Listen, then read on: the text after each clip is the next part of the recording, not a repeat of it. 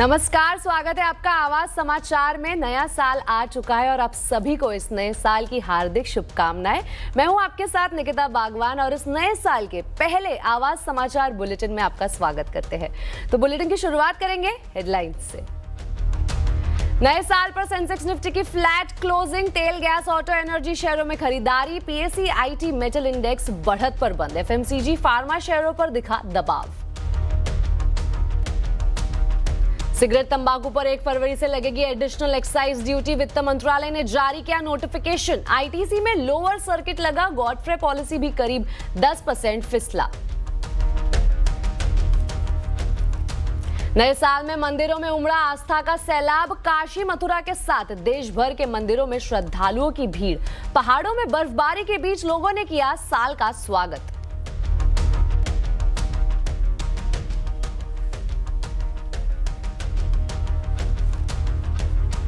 – 2026 में आर्थिक और रिफॉर्म के मोर्चे पर बड़ी उम्मीदें, बजट पर रहेगी सबकी नजर। टेलीकॉम, आईटी से लेकर ऑटो सेक्टर में बड़े बदलावों पर नजर।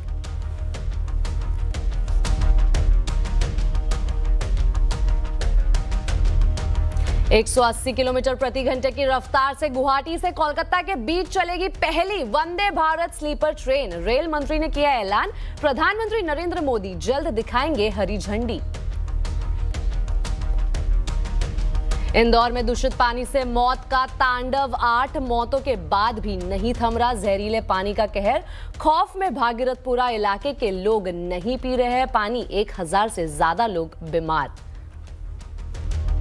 स्विट्जरलैंड में नए साल के जश्न के दौरान पब में हुआ धमाका, आतिशबाजी के बाद लगी आग के बाद हुआ हादसा, 40 लोगों की मौत की खबर।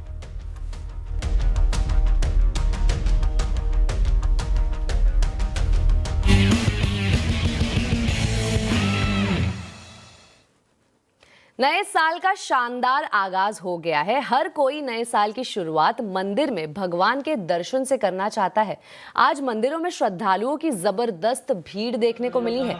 मंदिरों के बाहर लंबी लंबी लाइनें हैं। लोगों ने आस्था, परंपरा और उम्मीदों के साथ नए साल का स्वागत किया है।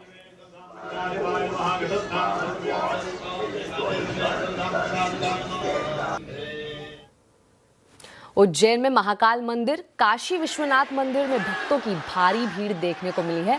वहीं वृंदावन के बाके बिहारी मंदिर, दिल्ली के प्राचीन हनुमान मंदिर में भी भक्त दर्शन के लिए उमड़े। पटना में महावीर मंदिर तो जयपुर के गोविंद देव जी मंदिर, ओडिशा के जगन्नाथपुरी में भी लोगों की भारी भीड़ देखी जा रही है। वहीं भारत के साथ साथ 2026 का पूरी दुनिया ने शानदार स्वागत किया है। दुनिया भर में जश्न और आतिशबाजी के साथ नए साल का स्वागत किया। सबसे पहले न्यूजीलैंड ने 2026 में एंट्री की, जहां ऑकलैंड के स्काई टावर पर भव्य आतिशबाजी हुई। न्यूयॉर्क के टाइम स्क्वायर पर जश्न मनाने के लिए 10 लाख लोग पहुंचे। इधर जापान, चीन, सिंगापुर, यूएई, इंग्लैंड और ऑस्ट्रेलिया समेत कई देशों में आतिशबाजी के साथ नए साल का आगाज हुआ है।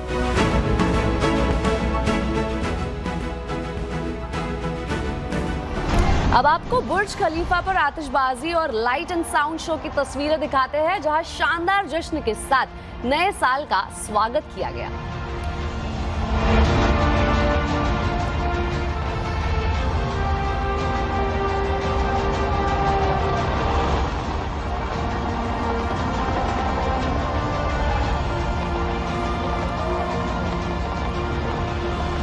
तो नया साल नई उम्मीदें लेकर आया है। 2026 में आर्थिक और रिफॉर्म के मोर्चे के साथ साथ टेलीकॉम सेक्टर, ऑटो सेक्टर में कई बदलाव देखने को मिल सकते हैं। नए साल की हलचल के बारे में बताने के लिए हमारे साथ जुड़े हैं economic policy editor Lakshman Roy, संवाददाता असीम मनचंदा, आलोक प्रियादर्शी और दीपाली राणा। सबसे पहले चलते हैं लक्ष्मण रॉय के पास। लक्ष्मण जी, आर्थिक और रिफॉर्म के मोर्चे पर नए साल में क्या कुछ उम्मीदें की जा सकती है? देखिए, इस नए साल में आर्थिक मोर्चे पर उम्मीदें भी रखिए और काफ़ी हलचल भरा रहने वाला नया साल ये तय मान के चलिए, इसके लिए आप तैयार भी रहिए। सबसे बड़ी बात कि महीने भर के भीतर एक बजट पेश किया जाएगा, जो अमूमन 1 तारीख को पेश किया जाता है। वित्त मंत्री साहब बजट पेश करेंगे। इस बार बजट काफ़ी खास रहने वाला है, क्योंकि 2047 तक के मिशन का एक रोड मैप बजट में आपको दिखेगा और यहाँ से संस्थागत रिफॉर्म का एक एजेंडा आपको दिखेगा। दूसरा, इसी बजट के बाद आप देखेंगे या फिर बजट बजट के दौरान आपको देखने को मिले वो है बैंकिंग सेक्टर में एक बड़ा रिफॉर्म सरकार करने की तैयारी कर रही है। उसकी झलक आपको बजट में शायद दिखे और आगे चलकर इस साल में एक बड़ा कदम सरकार की तरफ से दिखेगा, जिसमें सरकारी बैंकों में विदेशी निवेश की सीमा को बढ़ाया जाना, सरकारी बैंकों में कुछ बैंकों के मर्जर किया जाना, उनके कामकाज को और बेहतर करना, ये एक प्राथमिकता हो सकती है। तीसरी जो चीज़ है वहाँ पर लेबर रिफॉर्म, जो इंडस्ट्री निवेशक बार बार जिसकी मांग कर रहे थे, वो लेबर रिफॉर्म को नोटिफाई तो कर दिया गया है। अब सरकार ने उसका रूल्स का ड्राफ्ट जारी किया है और ड्राफ्ट अंतिम जब हो जाएगा लोगों से सलाह मशविरा के बाद तो उसको लागू किया जाएगा। जब लागू किया जाएगा तो समझिए कि सदियों पुराना रिफॉर्म जो रुका हुआ था वो होता हुआ दिखेगा इसी नए साल में 2026 में। और चौथा, डीरेगुलेशन यानी कानूनों से छुटकारा, इंस्पेक्टर राज से छुटकारा तरफ सरकार ने कदम बढ़ाया है और इस साल में से काफ़ी तेज रफ्तार देखने को मिलेगी। कई सारे कानून निरस्त किए जाएंगे, कई सारे इंस्पेक्टर राज से जुड़े हुए नियमों को आसान किया जाएगा। तो ये साल इस लिहाज से काफ़ी महत्वपूर्ण रहने वाला है। बिल्कुल। और लक्ष्मण जी, साथ ही अर्थव्यवस्था के लिहाज से अगर देखा जाए तो अंतर्राष्ट्रीय स्तर पर नए साल में किस तरह की हलचल पर नजर रखनी चाहिए? देखिए, पिछले साल में अंतर्राष्ट्रीय स्तर पे जो सारी नकारात्मक चीजें थी वो सारी साल खत्म होते होते तो सुधर गई, लेकिन 2026 में अब इसके सकारात्मक पहलू आपको देखने को मिलेंगे। और इसकी शुरुआत जो उम्मीद कर रहे हैं लोग वह है यूएस के साथ ट्रेड डील को लेकर के। काफ़ी हद तक बातचीत पूरी हो चुकी है और इसके घोषणा की उम्मीद की जा रही नए साल में होने की संभावना है। तो यूएस के साथ ट्रेड डील होना अपने आप में नए साल की सबसे बड़ी उपलब्धि मानी जा सकती है अंतर्राष्ट्रीय कारोबार के लिहाज से। लेकिन इतना ही नहीं, नए साल की शुरुआत के साथ ही ऑस्ट्रेलिया के साथ किया गया फ्री ट्रेड एग्रीमेंट लागू हो चुका है, यानी हमारे सामान जो ऑस्ट्रेलिया जाएंगे उस पर कोई ड्यूटी ऑस्ट्रेलिया नहीं लगाएगा, तो ये लागू भी हो चुका है। और ऐसे करीब 1 दर्जन से ज़्यादा फ्री ट्रेड एग्रीमेंट होने हैं इस साल के दौरान, जो काफ़ी हद तक एडवांस स्टेज पे पहुंच चुके हैं, जिसमें इजराइल के साथ होना है फ्री ट्रेड एग्रीमेंट, वो भी काफ़ी एडवांस स्तर पर है। इसी महीने यूरोपियन यूनियन के साथ होना है फ्री ट्रेड एग्रीमेंट, वो काफ़ी महत्वपूर्ण है। इसके अलावा रशिया के आसपास के देशों के साथ, यूरेशिया के देशों के साथ जो है फ्री ट्रेड एग्रीमेंट होना, वो भी काफ़ी ज़्यादा महत्वपूर्ण है। तो अंतर्राष्ट्रीय कारोबार में भारत की भागीदारी एक नए लेवल पर पहुंचेगी, इसके लिए ठोस कदम इस साल में आपको देखने को मिल सकते हैं। जी बिल्कुल। और नए साल में ट्रेड एंड कॉमर्स के मोर्चे पर भी कई बदलाव होने की उम्मीद है। इस पर ज्यादा डिटेल्स के लिए हमारे साथ जुड़े संवाददाता आलोक प्रियदर्शी। आलोक, बताइए नए साल में ट्रेड एंड कॉमर्स के मोर्चे पर क्या उम्मीदें हैं? बिल्कुल, देखिए ग्लोबल अनिश्चितताओं के बीच में जो हमारा एक्सपोर्ट है काफी अच्छा चल रहा है। जो टारगेट रखा गया है इस साल के लिए $1 ट्रिलियन, हो सकता है इसे हम अचीव कर लें, क्योंकि पिछले साल ही हमने $850 मिलियन का एक्सपोर्ट टारगेट अचीव किया था। तो ये काफी एक महत्वाकांक्षी टारगेट है। इसको देखते हुए कई सारी स्कीमें एक्सपोर्ट प्रमोशन मिशन के तहत सरकार ने ऐलान किया है। उसमें कई सारी स्कीम्स और कई सारे प्रोडक्ट्स आ सकते हैं। जैसे सबसे पहला जो मार्केट एक्सेस इनिशिएटिव है वो लागू हो चुका है। उसके बाद से इंटरेस्ट सबवेंशन स्कीम है वो आएगा। तो कुल मिलाकर जो 2250 करोड़ रुपए का जो एक्सपोर्ट प्रमोशन मिशन के तहत स्कीम्स हैं वो धीरे धीरे रोल आउट होते हुए आपको दिखेंगे। इसके अलावा हम देखेंगे कि जो क्विक कॉमर्स के लिए 2026 काफी एक्सपेंशन भरा रहेगा। इसके साथ साथ जो टियर 1 टियर 2 सिटी तक वो जा सकते हैं। 10 मिनट जो डिलीवरीज होती हैं उस पर काफी जोर रहेगा। मैन्युफैक्चरिंग और सप्लाई चेन को अपग्रेड करने पर सरकार का काफी जोर रहेगा, क्योंकि जितने भी FTAs हो रहे हैं जाहिर सी बात है उसका फायदा MSMEs सेक्टर को भरपूर तौर से मिलने की पूरी उम्मीद है। तो लिहाजा इस पर काफी जोर रहेगा। अगर हम बात करें तो अगर हम ये ट्रेड कॉमर्स और तमाम जो सेक्टर्स हैं ये इनमें पूरा सरकार का जोर रहेगा कि किस तरह से हमारा एक्सपोर्ट के सेक्टर में ज़्यादा से ज़्यादा बढ़े और चीज़ें जो नियमित तरीके से चलें। और साथ ही 2026 में टेलीकॉम और IT सेक्टर के उपभोक्ता जो है उनके लिए भी एक नए अध्याय की शुरुआत होने वाली है। लोगों को मोबाइल पर नंबर के साथ आधार कार्ड वाला नाम दिखेगा। सैटेलाइट ब्रॉडबैंड सेवाओं की अगर शुरुआत होगी और क्या रहेगा इसमें खास, ये सब बताने के लिए संवाददाता असीम मनचंदा भी जुड़े हैं। असीम, बताइए 2026 में टेलीकॉम और IT सेक्टर के उपभोक्ताओं के लिए क्या खास रहने वाला है? साल 2026 टेलीकॉम ग्राहकों के लिए मिक्स रहने वाला है। सबसे पहले तो टेलीकॉम कंपनियां कॉलिंग नेम प्रेजेंटेशन सर्विसेज की शुरुआत करेंगी। इसमें उपभोक्ता को जो कॉल कर रहा है उसके नंबर के साथ साथ जो उसने आधार कार्ड पर अपना नाम दिया है वो भी दिखाया जाएगा। तो एक टेलीकॉम कंपनियों ने इसका ट्रायल बहुत सारे सर्कल्स के अंदर कर लिया है। बहुत जल्दी ही टेलीकॉम कंपनियां इसकी फाइनली ऑफिशियल शुरुआत कर सकती हैं। इसके साथ साथ दूसरे नंबर पर सैटेलाइट ब्रॉडबैंड सर्विसेज की शुरुआत आपको होती हुई दिखाई दे सकती है। अभी 3 कंपनियां स्टारलिंक, वनवेब और रिलायंस जियो के पास सैटेलाइट ब्रॉडबैंड सर्विसेज देने का लाइसेंस है।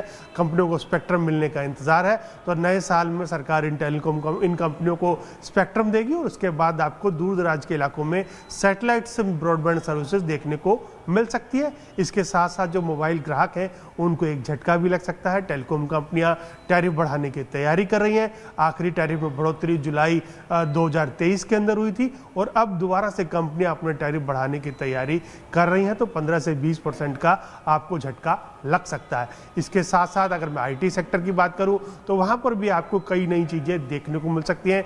भारत को अपना एआई पहला फाउंडेशन मॉडल देखने को मिल सकता है, खासतौर पे कि उसके जो फाइनल स्टेजेस के अंदर ये आ गया है, तो अगले 2 से 3 महीने के अंदर इसकी शुरुआत हमको देखने को मिल सकती है। ये चैट जीपीटी, जेमिनी और ग्रोक जैसे जो एआई मॉडल्स हैं उनको टक्कर देगा और ये खुद से भारत में निर्मित पहला फाउंडेशनल मॉडल होगा। और उसके साथ साथ अगर मैं बात करूं तो जो अभी फिलहाल बहुत सारा कंटेंट है जो कि डीप फेक है, एआई जनरेटेड है, उसका पता लगाना बहुत मुश्किल होता है, लेकिन सरकार उसके ऊपर भी अब कंट्रोल करने की तैयारी कर रही है। सरकार ने इसको लेकर के ड्राफ्ट गाइडलाइंस जारी की थी कि आपको इसकी लेबलिंग करनी होगी, एआई जनरेटेड कंटेंट है ये आपको बताना होगा। तो बहुत जल्दी ही वो गाइडलाइंस भी जारी हो सकती है, जिससे कि ग्राहकों को पता चलेगा ये कंटेंट डीप फेक तो नहीं है या फिर एआई से जनरेटेड तो नहीं है, तो ये उपभोक्ता के लिए एक बड़ी राहत भरी बात होगी। बिल्कुल, ये तो रही टेलीकॉम सेक्टर की बात, लेकिन ऑटो सेक्टर की अगर बात करें तो 2025 में कई मायनों में वो खास रहा है और 2026 में भी ऑटो सेक्टर में काफ़ी हलचल रहने वाली है। इस पर पूरी डिटेल्स बताने के लिए हमारे साथ जुड़ी है दीपाली राणा। दीपाली, बताइए 2026 में ऑटो सेक्टर के लिए क्या खास रहने वाला है?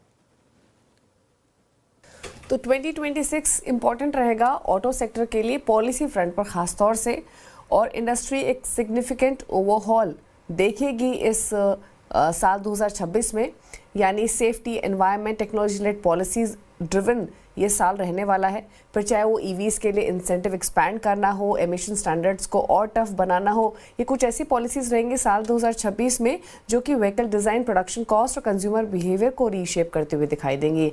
2 इम्पॉर्टेंट पॉलिसी फ्रंट पर जो इवेंट रहेंगे उनको मेंशन करना ज़रूरी है। पहला तो रहेगा मैंडेटरी ABS फॉर 2 व्हीलर्स, और ये one of the biggest change रहेगा इंडस्ट्री में साल 2026 में, यानी मैंडेटरी ABS लागू करना 2 व्हीलर्स के लिए। इंजन साइज कोई भी हो, ये सभी के लिए लागू होगा, और सरकार का मानना है कि इसे लागू करने के बाद जो रोड फैटलिटीज़ हैं, सीरियस इंजरीज़ हैं, वो कंट्रोल होते हुए दिखाई देंगी। ऑल्दो जो ऑटो कंपनीज़ है, 2 व्हीलर ऑटो कंपनीज़ हैं, उनका कहना यह है कि एकदम से प्रोडक्शन कॉस्ट काफ़ी बढ़ जाएगा, पास ऑन करना कंज्यूमर्स के लिए थोड़ा सा डिफिकल्ट रहेगा, तो लगातार रियायत मांगती रही है, लेकिन सरकार का स्टांस इसको लेकर काफ़ी टफ है। 1 अप्रैल 2026 से इसको मैंडेटरी लागू करना है। फिलहाल यही यथास्थिति बनी हुई है, बट एक्सपेक्टेशंस यही है कि इस नॉर्म को लागू होने के बाद प्राइसेस डेफिनेटली 2 व्हीलर्स के बढ़ेंगे और एक डिस्ट्रप्शन ज़रूर आ सकती है जो प्राइस सेंसिटिव या एंट्री सेगमेंट वाली 2 व्हीलर्स हैं उनके लिए। दूसरा रहेगा दिल्ली की नई ईवी पॉलिसी, और सरकार जो अपडेटेड ईवी पॉलिसी है उसको नेक्स्ट फाइनेंशियल ईयर की शुरुआत में इंट्रोड्यूस कर सकती है। इसका एम्फोसिस रहेगा ईवी बायर्स को फाइनेंशियल सपोर्ट लेंड करना, जो व्हीकल स्क्रैपेज स्कीम है उस पर भी फोकस रहेगा ताकि जो पुराने हाई पोल्यूटिंग मॉडल्स हैं उनको स्क्रैप किया जा सके। इसके अलावा फोकस इस रिवाइज्ड ईवी पॉलिसी का रहेगा कि जो पेट्रोल डीजल बायर्स हैं वो शिफ्ट हो टूवर्ड्स ईवी, और इसीलिए सब्सिडीज भी इसी तरीके से प्लान की जाएंगी कि जो कॉस्ट होती है आइस और ईवीज के बीच में वो गैप नैरो हो सके। हालांकि इंसेंटिव लेवल्स क्या होंगे, एलिजिबिलिटी क्या रहेगी, इसको लेकर अभी डिसीजन नहीं लिया गया है, लेकिन एक बड़ा दूसरी पॉलिसी ये रहेगी साल 2026 के लिए जो कि दिल्ली न्यू ईवी पॉलिसी है। बिल्कुल असीमा, दीपाली जी आपका बहुत बहुत शुक्रिया इस पूरी जानकारी के लिए। लक्ष्मण जी, आलोक जी, आप बने रहिए हमारे साथ। तो साल बदला है, अब हाल भी बदलेगा। देखिए 2026 का सबसे बड़ा विजन, जहां खुशियां होंगी, सेहत होगी और बरकत भी। जुड़िए हमारे साथ ठीक 5:57 पर।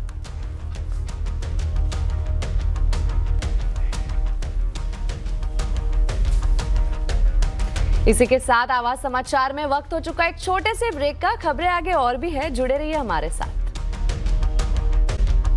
ब्रेक के बाद फिर एक बार स्वागत है आपका आवाज समाचार में। अब एक नजर आज के बाजार के हाल पर। नए साल पर सेंसेक्स और निफ्टी ने फ्लैट क्लोजिंग दी है। हालांकि तेल, गैस, ऑटो, एनर्जी शेयरों में खरीदारी रही। पीएसई आईटी मेटल इंडेक्स बढ़त पर बंद हुए। वहीं एफएमसीजी, फार्मा शेयरों में दबाव दिखा है। हालांकि मिड कैप इंडेक्स तेजी के साथ बढ़त पर बंद हुए, लेकिन स्मॉल कैप इंडेक्स हल्के दबाव में रहा है। बाजार में आज कैसे रहा है कारोबार, बता रही है कंचन नौटियाल। तो साल 2026 का पहला कारोबारी सत्र, अगर आज में बाजार की बात करी जाए तो देखिए बाजार का मूड माहौल थोड़ा सा हमें सुस्त ही देखने को मिला है। निफ्टी की बात करी जाए तो फ्लैट क्लोजिंग यहाँ पे देखी गई है। सेंसेक्स भी फ्लैट क्लोजिंग के साथ बंद हुआ है। लेकिन बैंकिंग सेक्टर और साथ में बात करें मिड कैप की तो यहाँ पे थोड़ा सा हमें इजाफा जो है देखने को मिला है। ऑटो में अच्छी खासी जो चाल है वो देखी गई है। इनफैक्ट जो कमोडिटी है वहां पे अच्छा खासा इजाफा देखने को मिला है। ऑयल एंड गैस ने भी एक फ्लैट क्लोजिंग दिखाई है। अब बात करी जाए स्टॉक स्पेसिफिक एक्शन की तो आइए देखते हैं कैसा रहा है।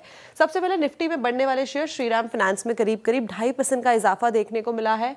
ऑटो शेयर्स अच्छे खासे चले हैं बिकॉज आज ऑटो सेल्स का जो डेटा है दिसंबर का वो आया है और उसके बाद ये तेजी देखने को मिली है। बजाज ऑटो 2.5% की तेजी, इटर्नल यहाँ पे 2% का इजाफा और एनटीपीसी की बात करी जाए तो 2% की तेजी यहाँ पे भी रही है।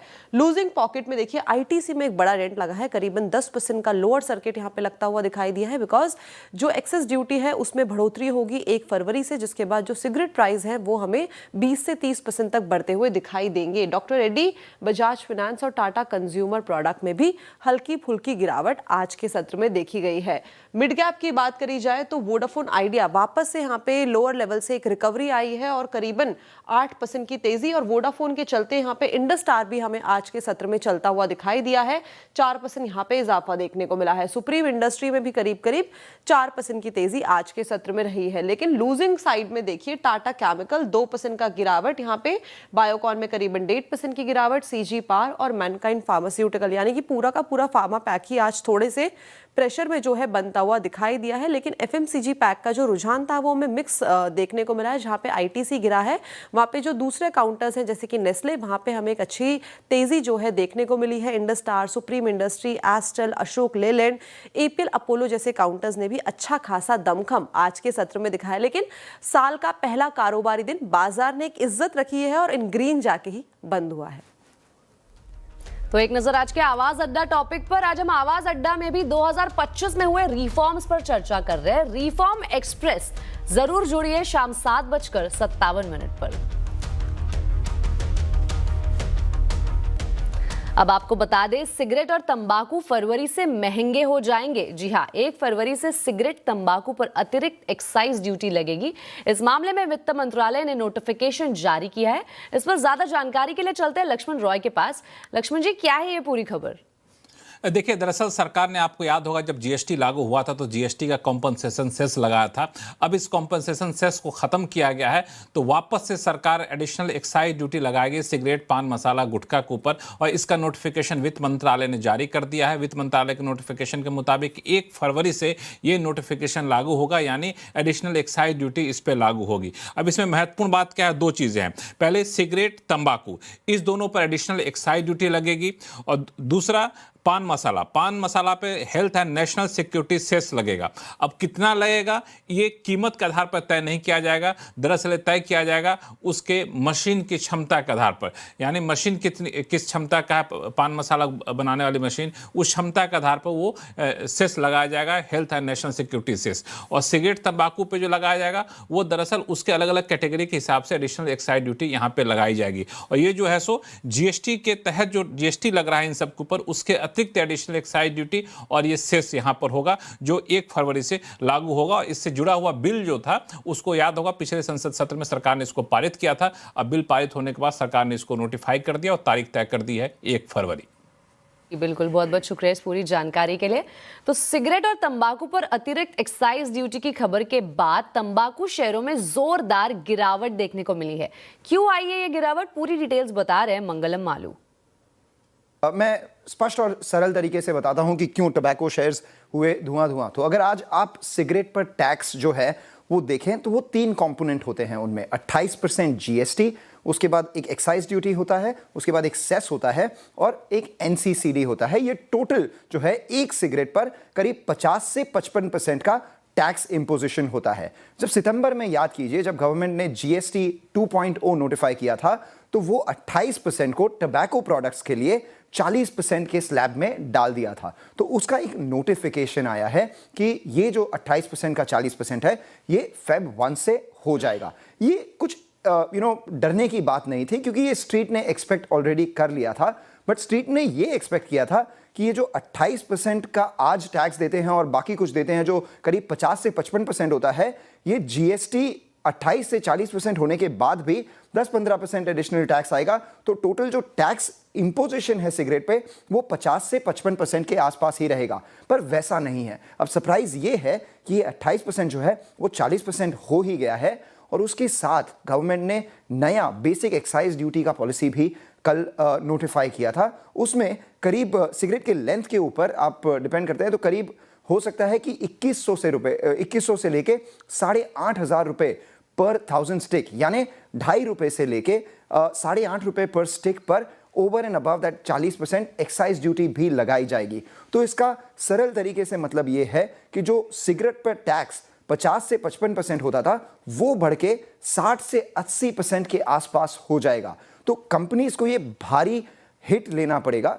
अगर वो हिट नहीं लेते हैं, उन्हें अगर ये कस्टमर्स को पास ऑन करना है, तो आपकी जो सिगरेट का प्राइस है वो करीब 18 से 35% के ऊपर उन्हें बढ़ाना पड़ेगा। सही मायने में अगर 18 रुपए की सिगरेट है तो उसका आपको हो सकता है 23-24 या करीब 25 रुपए तक देना पड़े। वो प्राइस हाइक्स कंपनी को करनी पड़ेगी, और अगर ये प्राइस हाइक कंपनी करे तो उनके वॉल्यूम्स पर बहुत बड़ी इंपैक्ट आएगी, और अगर वो प्राइस हाइक्स नहीं करें तो उनका जो एबिट है वो 30 से 40% तक, उससे ज़्यादा भी गिर सकता है। तो स्ट्रीट उस फियर को लेकर इन स्टॉक्स पे बिकवाली कर रही है। अब बात करेंगे वोडाफोन और आइडिया की, क्योंकि आज इनमें जोरदार तेजी देखने को मिली है। इस तेजी की क्या है वजह, बता रहे हैं यतिन मोहता। आज की अगर हम बात करें, आज शेयर के ऊपर है, तो शायद इसका एक रीजन ये हो सकता है कि वोडाफोन पीएलसी जो कि प्रमोटर ग्रुप की एंटिटी है, वो शेयर होल्डर्स के साथ जो शेयर होल्डिंग करार है उसको पूरा कर दिया है। अगर हम बात करें तो वोडाफोन पीएलसी को आइडिया के मर्जर के वक्त जो संबंधित करार है और जो भुगतान करना है वोडाफोन आइडिया को लेके, वो भुगतान अब पूरी तरीके से कंप्लीट होगा।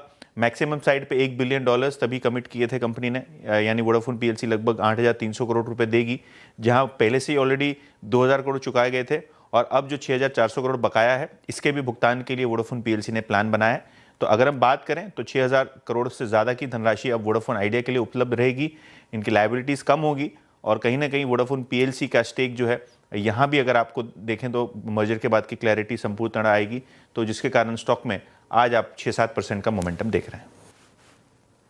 अब बात उन बड़े ट्रिगर्स की जिन पर इस साल नजर रहेगी। इवेंट्स की इस पूरी लिस्ट को लेकर मेरे सहयोगी आशीष चतुर्वेदी जुड़े हैं। आशीष, 2026 में क्या क्या खास होने वाला है? देखिए, पूरे साल के इवेंट्स मैंने कंपाइल कर लिए हैं और इन्हें ध्यान से सुनिएगा, क्योंकि स्टॉक मार्केट पर इम्पैक्ट है। सबसे पहले जैन के इवेंट्स में देखें तो 15 जैन को, क्योंकि 2017 के बाद से मुंबई के बीएमसी के इलेक्शन हुए नहीं है, तो ये इलेक्शंस होंगे तो इसके बाद परिणाम आएंगे, तो मुंबई बेस्ड और खासतौर पर जो इंफ्रा कंपनीज हैं यहाँ पर आपको एक इम्पैक्ट देखने को मिल सकता है। अब फेब में देखें तो ये मार्केट की दिशा अब 1 फेब के बाद ही तय होगी कि बजट कैसा होता है, किस सेक्टर को क्या मिलेगा। इससे बड़ा इवेंट कोई मार्केट्स के लिए हो नहीं सकता। इसके आसपास आप देखें तो अप्रैल में और मार्च में यहाँ पर पश्चिम बंगाल है, असम है, तमिलनाडु है, यहाँ पर चुनाव के ऐलान होंगे, जो डेट्स हैं वो आएंगी। अब एग्जैक्टली कब आएंगे कहना मुश्किल है, लेकिन मार्च और अप्रैल के आसपास देखने को मिल सकती हैं। अब जून जुलाई की तरफ बढ़ें तो यहाँ पर 11 जून से लेकर 19 जुलाई के बीच में फीफा विश्व वर्ल्ड कप का जो है ये आगाज़ हो जाएगा, तो थोड़े से ग्लोबल मार्केट्स में हलचल आपको देखने को मिल सकती है। वहीं ईसीबी की बैठक होगी जुलाई में। अगस्त की बात करें तो जैक्सन होल इसका सम्मेलन होगा, तो यहाँ पर दुनिया भर के जो सेंट्रल बैंकर्स होते हैं वो एकत्रित होते हैं और फिर वो बयान देते हैं, उसका मार्केट पर इम्पैक्ट यहाँ पर देखने को मिलता है। 14 सितंबर को इस बार गणेश चतुर्थी है, और ये मैं खासतौर पर इसके लिए आपके साथ शेयर कर रहा हूँ क्योंकि हिस्टोरिकली देखें तो गणेश उत्सव का जो हफ्ता है वो मार्केट के लिए अच्छा होता है। ज़्यादातर केसेस में इस हफ्ते के दौरान मार्केट में आपको तेज़ी देखने को मिल सकती है, और 5 नवंबर को दिवाली के जो फेस्टिव सीजन है इसकी शुरुआत हो जाएगी, तो जो कंज्यूमर सेंट्रिक स्टॉक्स हैं इन्हें भी आपको फोकस में रखना चाहिए। अब बढ़ते हैं अगली खबर की ओर। एक्सपोर्टर्स के लिए इंटरेस्ट सबवेंशन स्कीम की गाइडलाइंस अगले हफ्ते जारी हो सकती है। सूत्रों के मुताबिक एक्सपोर्ट प्रमोशन मिशन के तहत नई स्कीम में 2% से लेकर 3.5% तक ब्याज दरों में राहत दी जा सकती है।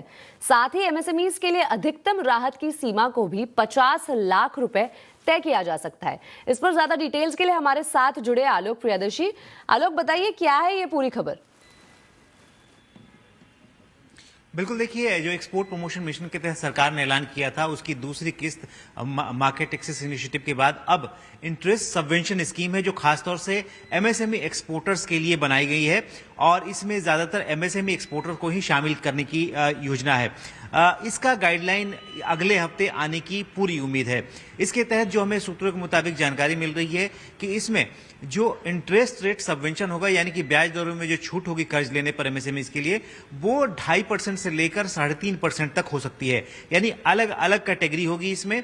सबके लिए जैसे पहले की तरह 3% इंटरेस्ट सबवेंशन होता था वैसे नहीं होगा। अलग अलग कैटेगरी के लिए 2% से लेकर 3.5% तक हो सकती है। और दूसरी जो मैक्सिमम जो छूट होगी वो 50 लाख रुपए तक की तय की गई है। यानी 50 लाख रुपए से ज्यादा आपको इंटरेस्ट सबवेंशन नहीं मिलेगा। तो ये दो इंपॉर्टेंट चीजें हैं और इसमें अगले हफ्ते इसका गाइडलाइंस जारी हो जाएगा और ये खासतौर से एक्सपोर्ट के लिए काफी एक तरह से इसको सपोर्ट माना जा रहा है, क्योंकि एक्सपोर्टर्स इस वक्त जो ग्लोबल हालात हैं उसकी वजह से काफी परेशान है। और जाहिर सी बात है, जिस तरह से यूएस का इम्पैक्ट है या दूसरे देशों का इम्पैक्ट है, उसकी वजह से जो टैरिफ की दिक्कत हो रही है, भारत के जो प्रोडक्ट हैं वो कॉम्पिटिटिव नहीं हो पा रहे हैं। अगर इस तरह का 2 से 3% का ये इंसेंटिव मिलता है तो लिहाजा जो भारत के प्रोडक्ट हैं, इंडियन मैन्युफैक्चरर्स के प्रोडक्ट हैं, वो काफी कॉम्पिटिटिव हो जाएंगे। जाहिर सी बात है कि ये इंटरेस्ट सबवेंशन स्कीम पिछले साल दिसंबर में डिसकंटिन्यू कर दी गई थी, लेकिन दोबारा से एक्सपोर्ट प्रमोशन मिशन के तहत इसे दोबारा से लागू किया जा रहा है। तो जाहिर सी बात है कि ये एक बड़ी राहत एक्सपोर्टर्स के लिए, खासतौर से एमएसएमई एक्सपोर्टर्स के लिए हो सकती है। जी बिल्कुल आलोक, आप बने रहिए हमारे साथ, फिर एक बार आएंगे आपके पास। पश्चिम बंगाल में विधानसभा चुनाव से पहले सरकार ने बड़ी सौगात देने का ऐलान किया है। गुवाहाटी से कोलकाता के बीच जल्द ही पहली वंदे भारत स्लीपर ट्रेन चलेगी। साल के पहले ही दिन रेल मंत्री अश्विनी वैष्णव ने ऐलान किया है कि प्रधानमंत्री नरेंद्र मोदी इसका उद्घाटन करेंगे। इस पर ज्यादा डिटेल्स के लिए फिर एक बार चलते हैं आलोक प्रियदर्शी के पास। आलोक, ट्रेन की खासियत क्या है और कब से शुरू होगी ये पहली वंदे भारत स्लीपर ट्रेन? बिल्कुल, देखिए, जो रेल मंत्री हैं अश्विनी वैष्णव ने इस बात का इशारा किया कि अगले 15 से 20 दिनों के भीतर इस ट्रेन को प्रधानमंत्री नरेंद्र मोदी हरी झंडी दिखा देंगे और ये train Vande Bharat sleeper train ये शुरू हो जाएगी कोलकाता से गुवाहाटी के बीच में। मैं बता दूं कि 823 पैसेंजर की कैपेसिटी इस ट्रेन में, 16 कोच की होगी और बिल्कुल नए तकनीक, उन्नत तकनीक से जो कोचेज हैं वो बनाए गए हैं। एरोडायनामिक्स डिजाइन है, काफी अंदर के इंटीरियर्स काफी बेहतर हैं, जो पैसेंजर्स की सहूलियत का पूरा ख्याल रखा गया है और किराया भी कम रखने की पूरी कोशिश की गई है कि एयरलाइंस के मुकाबले इसका किराया कम हो। अब मैं बता दूं कि अगर हम बात करें तो हावड़ा से गुवाहाटी का जो किराया है वो थर्ड एसी का 2300 रुपया है, सेकेंड एसी का 3000 रुपया है और फर्स्ट एसी का 3600 रुपया रखा गया है। तो ये किराया भी काफी कॉम्पिटिटिव है एयरलाइंस के मुकाबले और इसमें जो कई सारी जो सस्पेंशन की टेक्नोलॉजी हो, चाहे प्रोपल्शन की टेक्नोलॉजी हो या फिर जो व्हीकल कंट्रोल है, ये सारी टेक्नोलॉजी जो डोमेस्टिकली स्वदेशी टेक्निक से बनाई गई है। इसमें कोई भी टेक्नोलॉजी का इंपोर्ट बाहर से नहीं लिया गया है। तो पूर्णतः स्वदेशी ट्रेन ये वंदे भारत स्लीपर ये चलाई जाएगी और इस साल अगले 6 महीने में 8 ट्रेनें बनाई जाएंगी और साल भर के भीतर 12 और ट्रेनें इसको बना दी जाएंगी। योजना है कि 200 ट्रेनें बनाई जाएं और इसको आने वाले दिनों में एक्सपोर्ट भी किया जाए। तो इस तरह की जो नई टेक्नोलॉजी और पैसेंजर की सहूलियत को ध्यान में रखते हुए इसका ऐलान रेल मंत्री अश्विनी वैष्णव ने आज किया। बिल्कुल बिल्कुल आलोक जी, बहुत बहुत शुक्रिया इस पूरी जानकारी के लिए और 2026 में ये पहली गुड न्यूज़ खबर है हमारे लिए। बहुत बहुत शुक्रिया। तो नए साल पर स्विट्जरलैंड दहल गया है। स्विट्जरलैंड की राजधानी बर्न से 2 घंटे दूर क्रांस मोंटेना में ब्लास्ट में करीब 40 लोगों के मारे जाने की खबर है। कई लोग घायल भी हो गए हैं। यह धमाका स्थानीय समय अनुसार रात 1:30 बजे एक बार में हुआ। उस वक्त बार में 100 से ज्यादा लोग मौजूद थे। सोशल मीडिया पर सर्कुलेट हो रहे वीडियो में बार में आग जलती दिख रही है। हालांकि इस वीडियो की पुष्टि नहीं हुई है। इस बार में न्यू ईयर का जश्न मनाया जा रहा था। धमाके से प्रभावित लोगों के परिवारों के लिए एक हेल्पलाइन भी शुरू की गई है। क्रांस मोंटाना शहर स्विस एल्प्स माउंटेन रेंज के बीच स्थित एक लग्जरी स्की रिसोर्ट शहर है।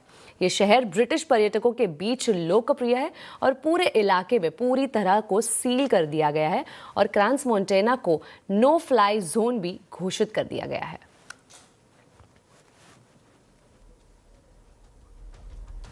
इसी के साथ आवाज समाचार में अभी के लिए इतना ही। आप देखते रहे CNBC आवाज और अपडेटेड रहे खबरों पर हमारे सोशल मीडिया हैंडल्स के जरिए। नमस्कार।